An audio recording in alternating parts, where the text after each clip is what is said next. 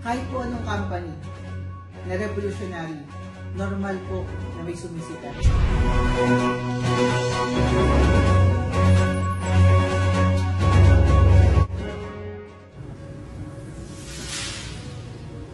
Hello, good morning. This is Bob Casilaw. I'm one of the team leaders and founders of Team Ambassadors Worldwide. We created this video in order for us to share our opinion para po sa mga new prospects and also mga members ng Team Ambassadors Worldwide at ang mga members din at gumagamit, mga clients sa Philippines. Ito po ay particular sa mga kumakalat na news, scam news about against mGoldex. So, i-share ko po bilang kliyente, no? Bilang isa sa mga sumubok kay mGoldex Online Store, na gusto ko pong patunayan na hindi po totoo yung mga kumakalat na news na pinapakalat po ng mga taong nalilito about mGoldex Online Store. So, una sa lahat, yung mga nagsasabi na illegal si mGoldex or scam si mGoldex, hindi po yun totoo. Okay?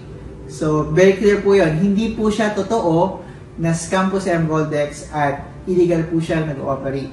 Alright? So, bago po ako elaborate po yung gusto kong mangyari, explain. I-explain ko po muna, i-share ko muna sa inyo yung mga series of events na nangyari sa Philippines. Nung kami po ay nag-start, October 2014, napakadami pong onliners, napakadami mga networkers ang nag-join. Hindi po namin sila napigilan.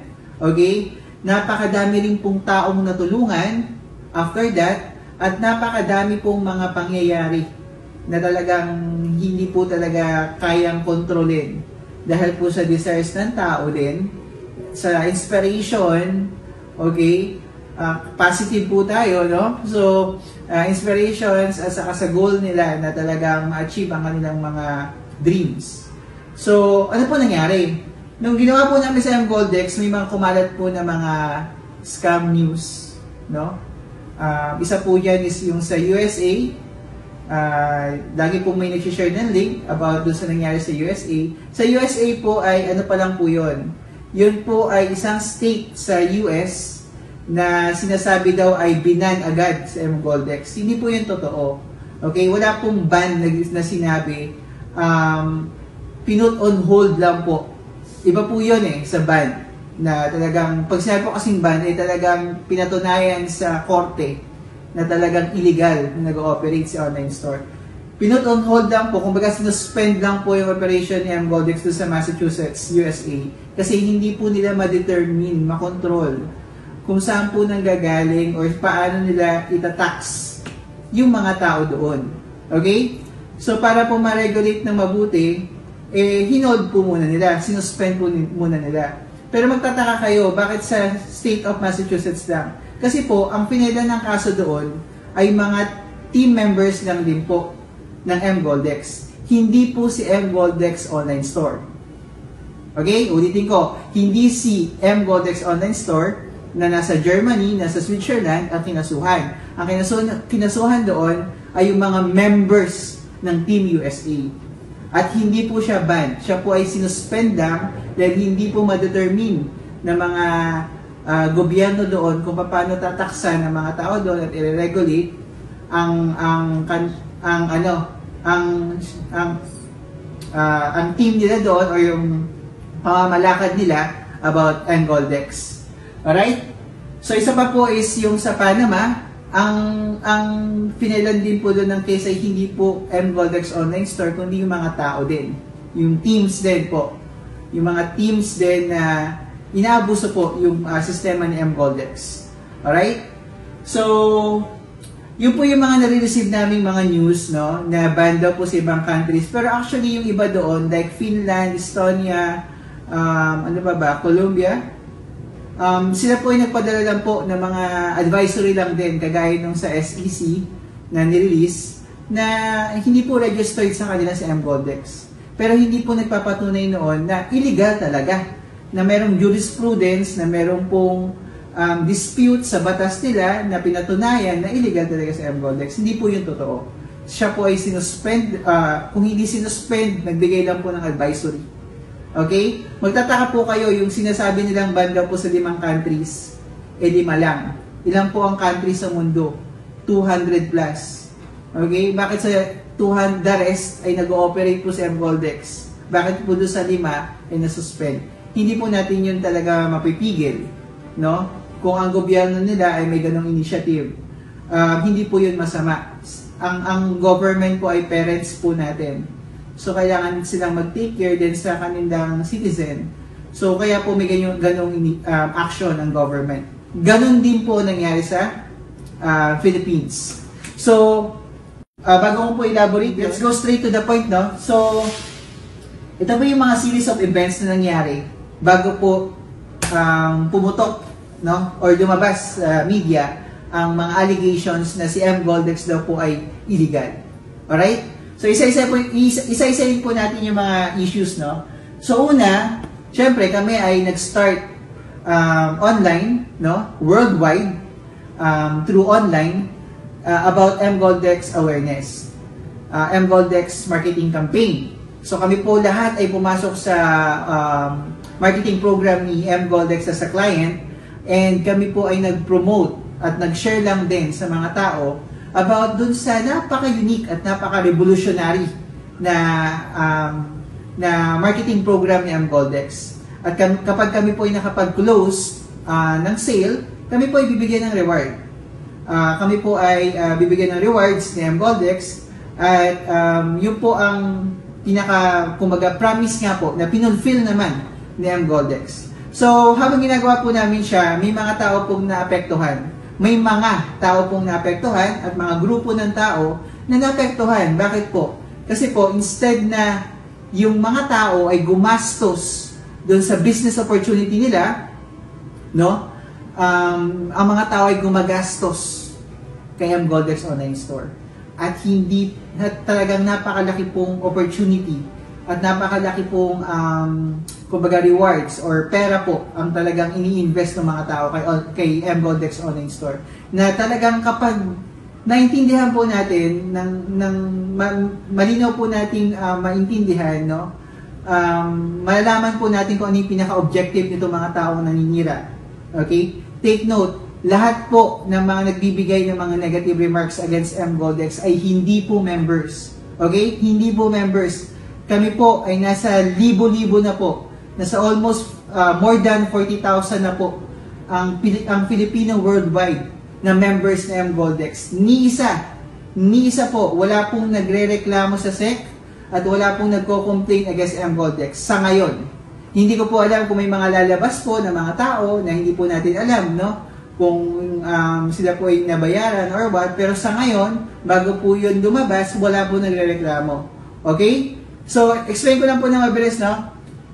Unang nagreklamo yung mga fake news vlogger daw na si mGoldex daw po ay illegal. So, napatunayan po ng grupo namin na itong mga tao na behind this ay hindi po nag-e-exist. Hindi po sila, yung mention po doon na attorney, yung attorney po, hindi po siya nag-e-exist doon sa role of attorneys po, or ng Integrated Bar of the Philippines. Hindi rin po siya nag-e-exist sa PIA or Philippine Information Authority. At yung pong mga allegations po doon ay napaka one-sided at talagang ginudge na po ang mGoldex na scam daw dun sa logo nila or sa picture nila, na sa bandang huli sinabi naman daw po ay ito ay under investigation pa lang. So doon pa lang po napatunayan namin na ito po ay talagang fabricated po to. At doon po sa disclaimer nila ay sinabi po doon na ito po ay mga pigments of imagination lang po at talagang wala pong katotohanan ang ilan po sa mga news na kanilang sinishare. Ito po ay para po i-entertain lang ang mga readers. Okay? So ito po ay tapos na. Now, ang mga sumunod na mga nag-react ay mga MLM owners at ang mga members nito. Bakit po? Kasi napakaraming mga top earners different MLM companies ang nagsilipatan sa amin. Ang nagsilipatan po sa mGoldex online store. Okay? So, syempre, kapag itong mga to, halimbawa, 2,000 ang umalis sa isang kumpanya at lumipat po dito sa, ito na po yung, tawag dito, paglalaanan nila ng panahon, malaki pong pera ang mawawala sa mga company na to. Okay? So, talagang kailangan nilang umaksyon. Kailangan nila talagang pigilan or alamin kung saan ba talagang pupunta itong mga taong to. Bakit nauubusan tayo ng mga tao? Okay? So, nalaman nila at nakita nila na may mga nabasa sila mga fake news vlog at saka scam vlogs na against mGoldex at yun ang ginamit nila sa amin. Okay? Or ginamit nila kay mGoldex online store. So, ito po ay wala namang katotohanan kasi nga napatunayan namin na hindi totoo, no? So, nagpatuloy itong mga MLM owners at saka mga members na to na talagang mararamdaman natin na talagang affected sila sa pag-increase at pag-expand itong bagong revolutionary investment opportunities na to. Okay? So, number 3, meron pong isang financial advisor na vlogger daw. Vlogger daw siya. So, actually vlogger po talaga siya. So, siya raw po ay anointed ng isang kilalang financial guru din, life coach. So, pero ang dami niya pong mga negative na mga sinasabi sa mga company na parang wala namang ding further research na kinandak, especially kay mGoldex online store. So, dahil po doon, marami po nag-react, marami rin po talagang natakot po siya sa mga nag-react at dahil po doon, binura niya ang kanyang post, ang kanyang vlog at nag-apologize siya about doon sa pinost niya, no? So, ito pong si advisor number 1 ay kakilala, kaibigan nitong financial advisor number 2 na ito po ay nag-post sa Facebook na si mGoldex daw ay scam.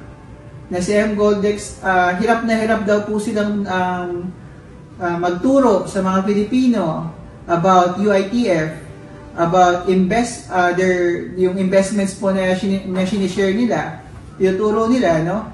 Tapos, i-scamin lang daw ni mGoldex. Okay? So, doon pa lang po sa mga litanya niya, sa mga words niya, talagang nakakalungkot, no? Na siya po ay professional financial coach daw, pero sa kanya po nagmumula yung mga ganong disparaging words. So, hindi po yun pinag-aralan, hindi po yun ni-research, at talagang binanggit na lang po sa Facebook. At talagang mararamdaman niyo po talaga ang galit, ang inggit or kung ano-ano pang mga naramdaman niya doon, no? So, ngayon po, parang binura niya na po lahat yon at wala na rin pong access kami or yung mga tao po na against po doon sa mga post niya. So, yun, nagsulat pa rin po siya sa mga news, no? At siya po ay nag-share po ng mga negative feedbacks niya against the company.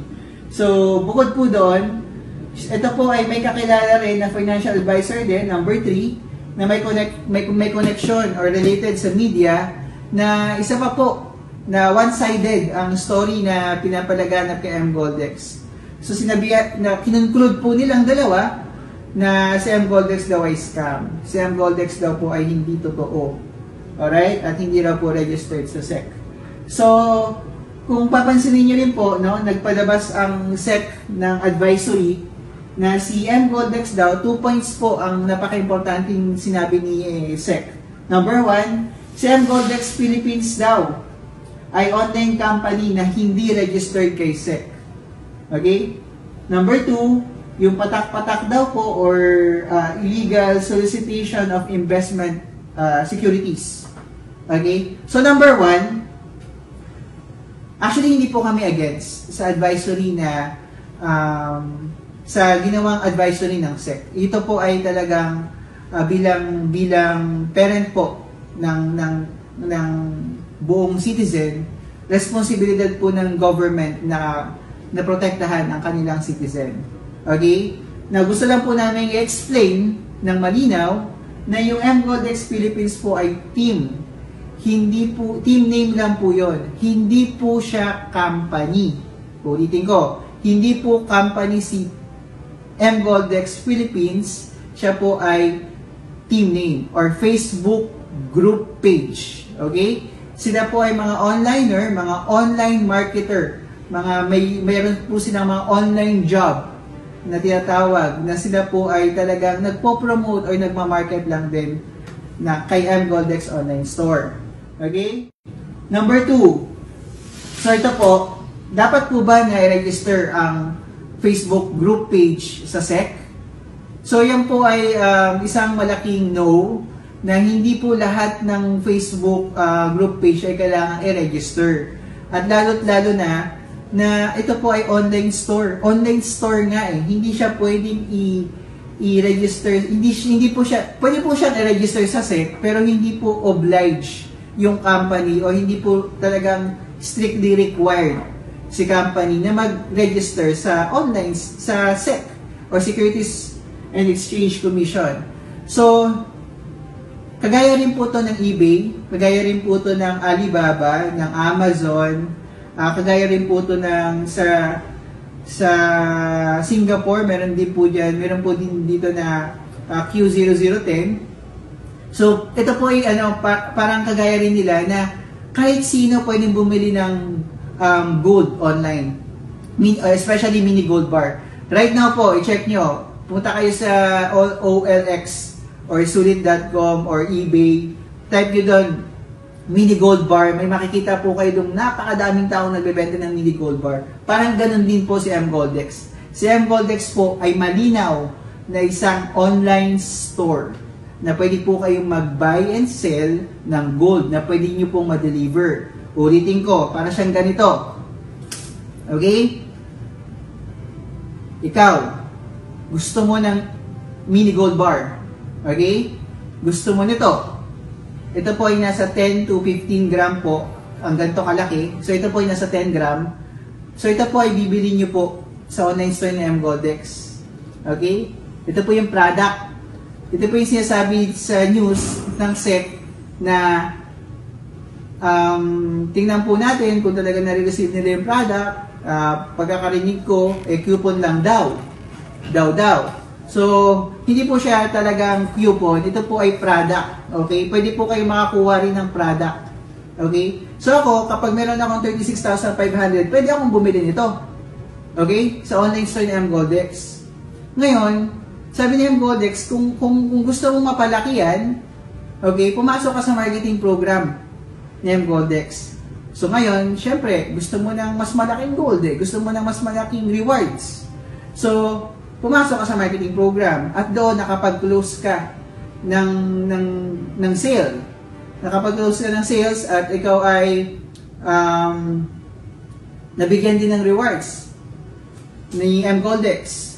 So, ang makukuha nyo po ay hindi na po 10 gram or 15 gram, 10 to 15 gram. Ang makukuha nyo na po ay nasa 80 to 100 grams. Ganito po kalaki. Okay? So, ito po ay nakuha sa online store ni M. Goldex. Online store ng mini gold bar. Ito po yung product. Okay? So, bakit binibigyan ni company ng rewards? Kasi nga, nakapag-promote ka, nakapag-market ka, dahil sa'yo, nakapag-close ka ng maraming sales. In-endorse mo kay company, maraming bumili ng product kay company. Okay? So, parang typical na nagbebenta ng kotse. Di ba? Pag ikaw gusto mo ng Toyota, for example lang ha, papasok ka sa marketing program at kapag ikaw ay nakabenta ng 15 sa isang table, meron kang komisyon. Okay?